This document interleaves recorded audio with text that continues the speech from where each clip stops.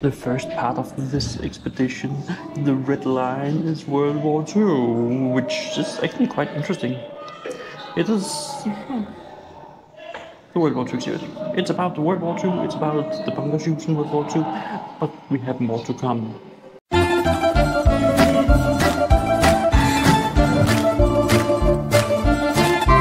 So the yellow route in this museum is the People's Republic of Poland.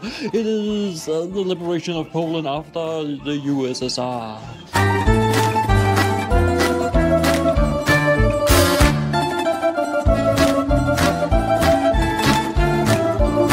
So my true and honest opinion of the Stettin Underground, which is right behind me, is that it is definitely worth a visit. Yeah, it can be said as simple as that, but to give it a little more context, this museum gives you a great look into how the bunker was used and how life was during World War II, gives you a great look into some Cold War problematics, and